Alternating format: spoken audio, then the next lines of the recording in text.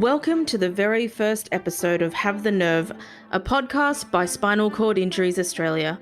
I'm your host, Susan Wood, and for this episode, we will explore identity, inclusiveness, and some of the roadblocks navigating the NDIS for queer people with disabilities.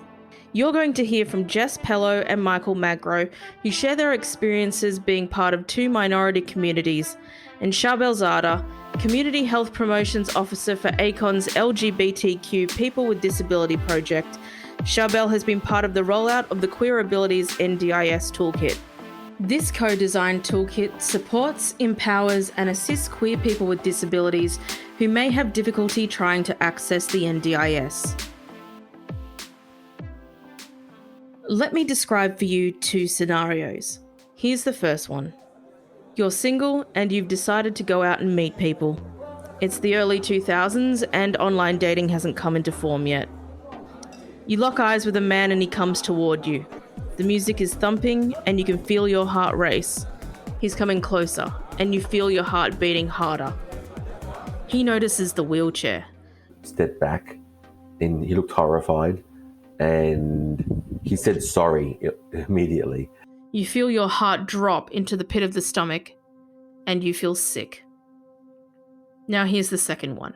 You need to arrange a support worker to come over and help you with personal care, which is no big deal, right?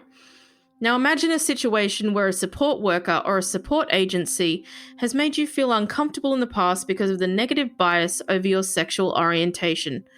So now you find yourself disclosing your sexuality over and over again. A disability service provider if they are faith-based, just due to our historically negative relationship between our sexuality and religion. But there's also the fact that we don't have our agency considered taken seriously by people in our lives and our support workers, our family. What is it like to be part of both the disability and the queer community? Do you want to start with you, Mike? It's been interesting. It's been an interesting life so far. I think having a disability and it's probably a lot more accepted going to whether clubs, gay bars or whatnot, or activities. I always felt isolated. People, I think, in the queer community were indirectly, generally speaking, not all the time, whether it's indirect, and I know that now, but at the time it was kind of it was very isolating. We're going to get back to that point, Mike. Jess, what would you like to say about being part of both communities? I'm 27 years old, so my experience with the queer community is going to be a little bit different. I think for me, I feel more accepted within the queer community than what I do within the disability community, based on the fact of what my disability is. I find that I tend to get ostracized a little bit because I have the ability to walk as a quadriplegic.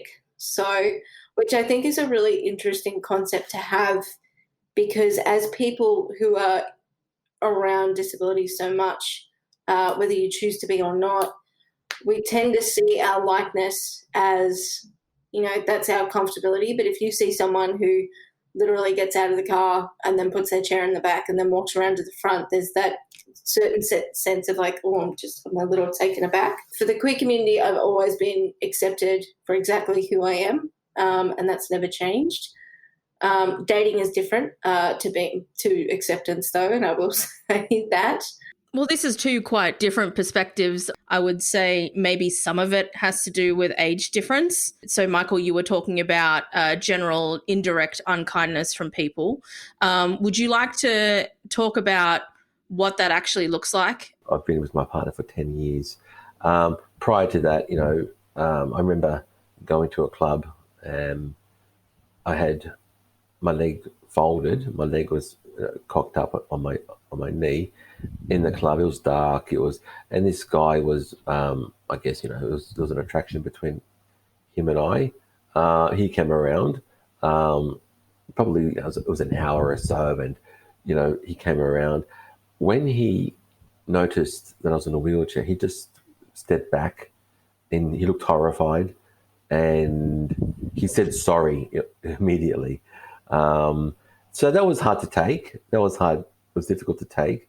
But look, it happens in society anyway, so it's no different to how society perceives people with disability, And I guess for me, the other point I'd make is, having disability, being a wheelchair user, and then the misconceptions or the ideas surrounding, hey, hang on, how does this guy have sex? So that's, and not many people in general would feel comfortable with that. And I guess that's where the isolation was. How often would you come across those sorts of interactions? Yeah, frequently. Not all the time, but frequently. I mean, in all that as well, I don't want to tarnish the queer community with what I say, but in all that, there were good moments as well that I had. But yeah, certainly there were situations which were awkward for myself and awkward for the other person as well. Jess, on your side of flipping the side of the coin, why do you think that has happened for you? I think I personally think there's a stigma around wheelchair users who can walk in society from all aspects and all aspects of life. I believe that people who see someone, so an able-bodied person who would see someone in a wheelchair rolling around, but then stands up to reach something at the supermarket or something, they're quite taken aback by that just because of a lack of understanding. People within the disability community, I would like to say that I don't think it's so petty as jealousy, but it's very much like you don't represent me. Whereas I feel like people in the queer community often go, I see someone who's out there who identifies similar to me and they represent who I feel. My name is Charbel Zada. My pronouns are he, him. I currently work as one of 2 community health promotion officers for the LGBTQ plus People with Disability project at ACON. On International Day of People with Disabilities 2020, ACON virtually launched their QueerAbility NDIS Toolkit. This toolkit aims to tackle some of the more underlying issues that the community faces when trying to find supports and services. Give us a bit of background on ACON. Sure. I do know they were started in the early 80s, and they've grown to become one of the largest LGBT organizations here in Australia. So they currently work in various different fields related to our communities. I know that we're currently working on domestic violence in our community and just sexual health, mental health, physical health, just basically trying to address some of the poor health outcomes that we have in our community. And we're doing some really great, important work right now. And hopefully we'll reach a point one day in the future where we might not have to need to do this work all the time. So on December 3rd, International Day of People with Disabilities, the QueerAbility team at ACON launched the NDIS Toolkit that's focused on our community. And so we did that launch online, which I thought was a pretty great idea, especially when you consider that for people in our community, we have lower health outcomes. We have immunity issues, so immunocompromised conditions and stuff like that. So it's a lot easier to sort of engage when it's online. And that was definitely reflected in the numbers that we got on the day of the launch. So we had, I believe it was over 100 people there. And for two very new community health promotion workers, it was pretty overwhelming, but it was really great because it clearly showed that there was a lot of interest in what we were doing. And it was actually really fun, and we did our best to accommodate to as many accessibility needs as we possibly could. So we had closed captioning that didn't unfortunately work the very best, but we did our best with that. And we also had an Auslan interpreter there. Do you just want to talk a little bit about the robust conversation that you had on the day? So what were people talking about? It was mainly related to the toolkit that we were, and we also had a very robust conversation happening in the chat function in society. So it's all about, trying to expand the accessibility of that toolkit. So right now it's currently at its basic stage. How do we, address the issue of changing gender markers, pronouns in the NDIS package you might have? It's actually surprisingly a lot more complicated than it should be. Trying to put together the evidence you have to support your case. And so we are looking to expand that toolkit into a different part of the NDIS journey. So what happens after you get your NDIS package? Who can you talk to? What are your rights? Which is a very big one because the NDIS can be quite confusing. So you never know, what you're allowed to say, what you're not allowed to say, stuff like that. Some of the other conversations were just where the toolkit could kind of improve on. So we know that the toolkit that we launched is focused on a very specific part of the NDIS journey. So it's right at the very beginning. It was really nice. It was very engaging, very interactive. And to be quite honest, it was really nice to connect with my community because I oftentimes don't have the energy and the time to be able to sort of, do some of that outreach. Talk us through a bit around the roadblocks and some of the things that can happen for people who have a disability who are also part of the queer community. Sure. Some of these roadblocks are pretty obvious when you look at it. So I think the biggest problem that we're having right now is currently the attitude towards people with disabilities who are also part of the queer community. So for me, attitude underpins everything. So, would we have the issues we have right now if there wasn't such a poor attitude towards people with disabilities? Would we have the ableist power structures in our society if people's attitudes towards people with disabilities weren't so apathetic or even dangerous? And so we see that attitude kind of reflected in support workers, family members, and if you're trying to go for employment, it's not easy there either. For someone who's part of both communities, those attitudes can face stigma, and we know stigma means people with disabilities who are from the LGBTQ plus community have much lower health outcomes. We know that these attitudes can also be reflected through the lens of religion. So we know that statistics said that we're typically less likely to access a disability service provider if they are faith-based, just due to our historically negative relationship between our sexuality and religion. ACON's QueerAbility used a co-design principle. The project would be led by queer people with disabilities for queer people with disabilities. And so we had a interagency. We also had an advisory group filled with people who are from our community. It was basically a collaborative effort. What do we want to see from the toolkit? What are some of the conversations that we need to have surrounding support and accessibility? And so it was very much led by people with our own community. When QueerAbility were in the development phase of the NDIS Toolkit, they came across a bit of a problem. What happens when you need data to support you, but it is so niche, there isn't anything there? So typically when it comes to a niche community like ours, so, being a person with a disability and also someone who's sexually and gender diverse, the research isn't actually quite there yet. It's a quite small body of work, but it did very much highlight how there's a massive lack of research for our community. And the question is, how can we create programs and policies that would better impact our community when we have next to no research on them? And I think that's really a testament to sort of the level of apathy that can be faced in our society. If people cared a slightly bit more, maybe there would be a bit more research there.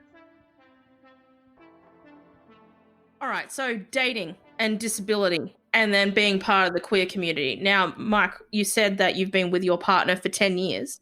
Based on the conversations you'd had about people not being so embracing of your disability, were there any very frank questions? So, I guess at that stage, I had been single between my previous partner, and that was another long-term relationship, and my current partner. I'd been single for like 7 years, and I wanted to be single.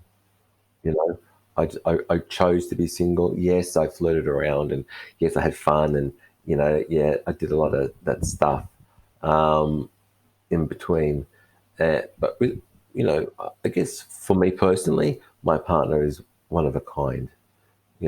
He's very, as a person, he's very accepting without really needing to be convinced or having a conversation. So there was a flow to it. For me at the time, I kind of was a bit stressed out. I think it's stressful anyway for anyone, but when someone's sharing your intimate space, okay, and seeing what's beneath the clothes we wear, right, and how we perform as people, we get that's confronting anyway. I think with a disability even more so because we do things differently. But again, there was just a flow. You met in person, and let's just say for Jess, how is dating online as part of all these things been for you? Do you have the bleeper? If I swear, do you have the bleeper? Fucking terrible. Yeah, go on. Yeah, I won't hold anything back. I struggle with the idea. I've never had a woman come out and say that, or a woman or a human or a female identifying person come out and say to me, I don't date people with disabilities, because I find that women are a little bit more intentional about the way that they say things that they don't need to say. They're a little bit more tactful when it comes to that. It's like, oh, I'm just not in the right space. You're a really cool chick. Like to be friends. And I sit there and I go, this is not why I'm on a dating app. It's in the title. You know, I'm not here to meet people. I've got a really good, great, amazing group of queer friends who are all at least 10 years older than me. You know, it's not my thing. So that's not why I'm on dating apps. I met my ex on a website 8 years ago this year. And we were together for about 3 years. And I thought it'd be really easy to get back into dating after that. And I've been single for 4 years this year. 5 years this year, sorry. I find it really difficult. I find it quite confronting. And that sort of that age-old question of, do I put a photo of myself in my wheelchair? Do I not? Should it matter? No, it shouldn't. But I want to weed out the people that don't want to know me because I have a random means of transportation attached to my ass. Just because I roll with rainbow wheels doesn't mean shit. It's, you know, 100%, it's a part of who I am, but it's not who I am because I don't identify as a disabled person. I identify as a woman with a disability, as a queer woman with a disability. So, you know, I identify as queer, and that's who I am because, again, in side note, I don't feel like the term lesbian identifies with me because I feel like it's too binary. And it's the same way as that I'm not disabled, I have a disability. And it's the way that I identify as a human being that means the most to me. But people, when they see me on a dating app and they swipe through photos, they go, oh, she has a disability. You know, oh, she's in a wheelchair. Oh, I'm going to have to be a carer type thing, which is not the case at all. So I feel like people judge very early on because dating apps are always based on appearance. What sort of impact does that make to you when you're growing up? For me personally, it had a negative impact because I always felt alone. No matter how many social groups I joined, I still felt isolated in that, you know, because it always came down to, I mean, look, everyone gives great advice, and at the end of the day, I could always intellectualize it, but I felt it was always undermining or compromising who I am as a person. I grew up with my disability, so the limitations were always placed on the fact before dating apps came out, and then when dating apps came out, and I was maybe in my early 20s when they really sort of started ramping up, you know, Tinder and Her and Grindr for guys really came out in my early 20s. So the only other way I would have ever been able to meet other queer individuals such as myself was going out and going clubbing, going out of a night and going to, you know, queer women's nights and stuff like that.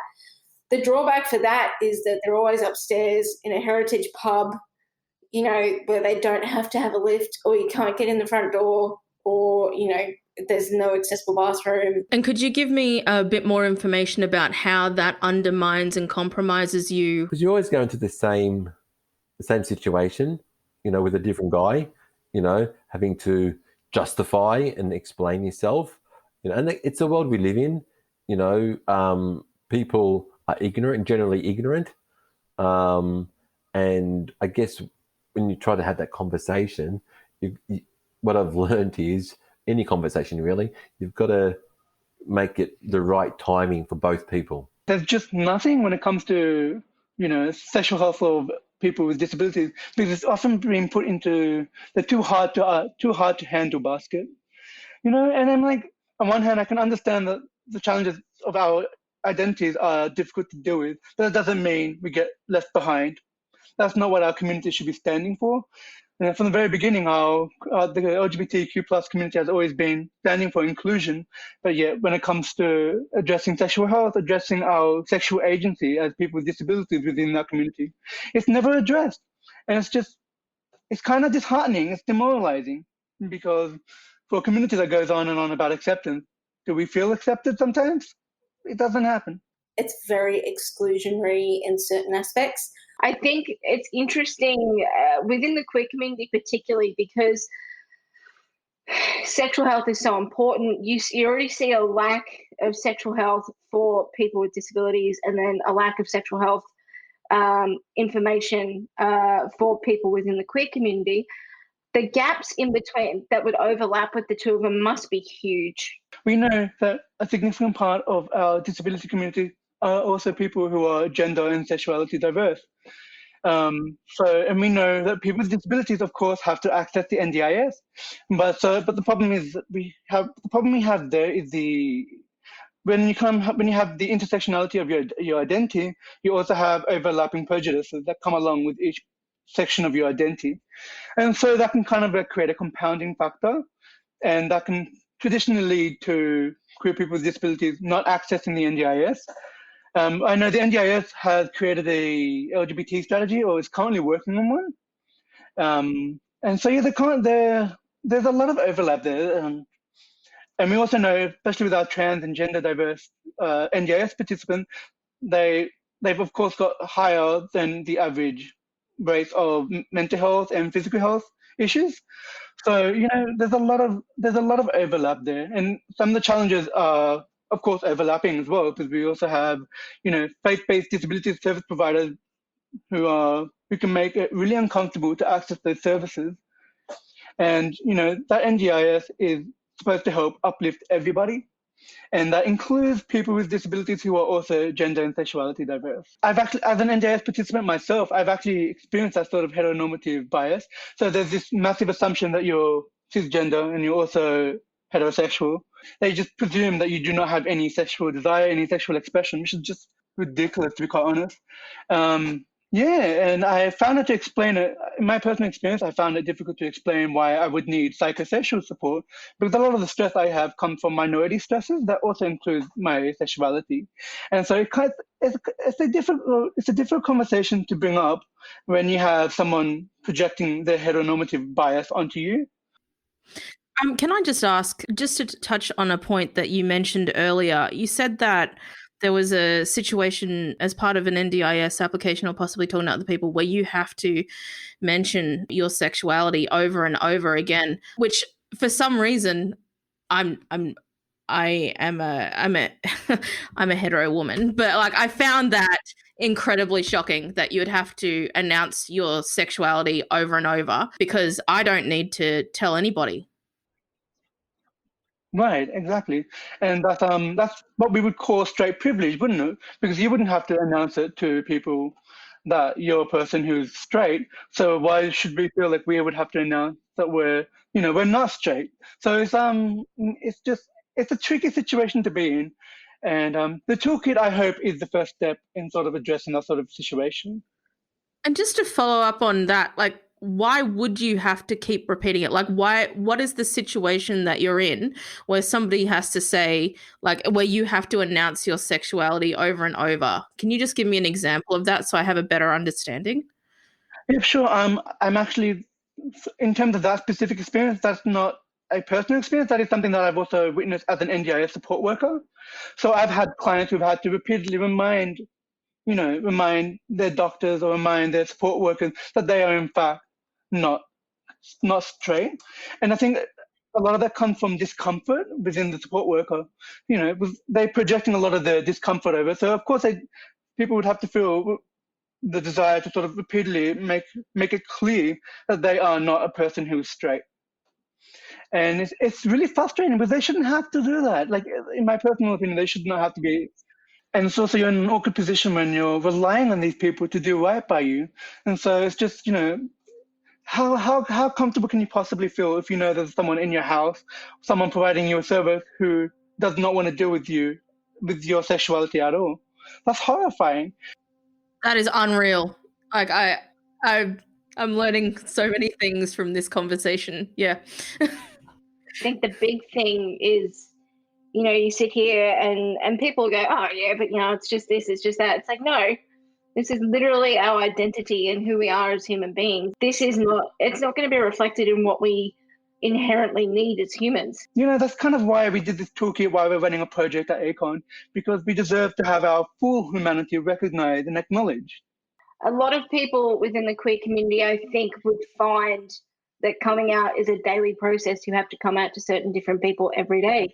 You know what I mean? So it's because it's invisible, and unless you are wearing rainbow and have a tattoo on your forehead that says I am queer or I'm part of the community, no one's going to make those assumptions, you know, and it's a daily process to come out a lot of the time, you know, and I'm very fortunate to not use support workers. I'm very lucky there, but I cannot imagine how confronting that would be to get new support workers coming into your home and then them coming in with a specific type of bias just because of who you are. How can society better themselves to be more inclusive for queer people who also have a disability, like even on the surface level? I've been looking forward to this question all day. So firstly, you can just do your own research. The onus should not be on us to educate you on how to be inclusive to our community. We didn't ask to have these disabilities. Similarly, we didn't ask to become teachers to everyone. If you want me to teach you, you can pay me for my time, okay? I don't believe in free labor anymore, and we're entitled to live our lives the way everyone else does. So I don't see other people having to tell people how to be more inclusive of themselves, right? And there are articles and people in the world who are holding this conversation. Google is right there. I don't like the idea of us having to put in all the energy, all the labor to make others have a better understanding of the reality we live in. I mean, you live in the same society as we do. The responsibility should be yours. That's my personal view. I'm very big on training and just the look on people's faces, everyday people, whether they were nursing staff, whether they were any provider, right? How refreshing and wasn't the training as in this is what you're being told. It was a conversation followed by a workshop. Right? Give a scenario. What would you do in the situation? It's a really worthwhile tool. And disability awareness training, it's just not for the usual service providers. It's for anyone, really. Visibility at Mardi Gras is a big thing because I think that's most people's introduction to the queer community. Visibility at Mardi Gras is huge. And I'm not just talking about people in the parade. I'm not just talking about, you know, a certain couple of seats where you can go and sit and watch. I'm talking about if you want to get up to the top of Stonewall, you know, you can get your ass up to the top of Stonewall. You know, if you want to sit on the, you know, in the rafters at any of the pubs along Oxford Street, you know, you're able to sit there because it's accessible and it's the way it should be. It's not, you know, I'm really passionate about changing the word accessible to not even, you know, existing anymore because it's just the way it should be. It's not access for all, it's just access. And that's where I want to see visibility, particularly as a starting point. It's a huge thing, particularly for Mardi Gras. And obviously Mardi Gras is going to look a bit different this year during a pandemic. You know, I'd love to see some of our queer dykes on bikes, humans who happen to have disabilities, look at my sexy ass bike and hey, I got a wheelchair on the back of it. I would love our society to really critique the structures in our society and have a conversation with yourself. You know, ask yourself, why are things the way they are? And, you know, what can you do to be inclusive in whatever task or project or whatever you're doing? And I feel like most people never challenge themselves to ask that question because it can be an uncomfortable conversation coming face to face with the fact that maybe you have been ableist in the past, maybe you've left behind some of the community. It's an uncomfortable conversation to have, but it's also an important conversation to have for sure. what is the most important thing. You need to start you need to start caring about things that don't directly affect you. You need to start caring about people who might not be in your line of sight. It's a lot of our issues, I feel, are stemming from the attitude we have, which is just fueled by so much apathy. It's very much easy for people to sort of put us in a corner and just forget about us. But I think, part of society is making sure that we're all moving towards a better future together. And that includes having those conversations. Where does QueerAbility go from here? Like, what are your next steps with the NDIS Toolkit or anything that you're working on? It's actually, the future is very promising. Right now, the QueerAbility team is currently working on expanding the toolkit, but we also have a capacity building package funded by the DSS, which is the Department of Social Services. So they funded us to do a capacity building package for mainstream disability organizations. So the plan is to pick representatives from different disability organizations across Australia to deliver workshops on inclusion practices for our community and for our toolkit as well. And we hope that has a flow-on effect on helping our community across Australia. We do have plans beyond that aren't set in stone right now, so don't hold me to it right now. We're hoping to create a resource that identifies LGBTQ+ friendly disability service providers. That's something we hope to do. It does depend on funding. It does depend on manpower. But we have big ambitions and we hope to get them all done. And as this is the first episode, do we have a feel-good story that you would like to share with our audience about anything at all? I've got a feel-good quote for you. I am not my disability. Yeah, absolutely. And, again, I love being Michael Magro. I really am in love with being myself because I've learned so much. And as a human being, we get the opportunity, whether you're able-bodied or have a disability or whatever your journey in life is, we have such a profound opportunity to learn and to grow and to develop and to complement other people and have relationships. I just love life. Irrespective of having a pressure area right now and my legs and all that stuff, irrespective of all that, that's what's made me, the person within this body, and I don't need to tell the whole world that at all. The fact that I know that, the fact that when I fell this morning, getting out of bed, right, was the fact that I could get up and it didn't touch the surface of disturbing my level of peace. That's when I know that, this body may not work, all right, but it doesn't identify the person I am. I would love to share a good story, and this one's a very personal one. So growing up in a very conservative household, a very Middle Eastern household where disabilities and sexualities were very much hidden and policed and very much brushed under the rug.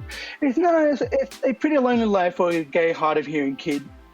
I was probably 22 years old when I met another gay deaf person who was from the same background as me for the first time.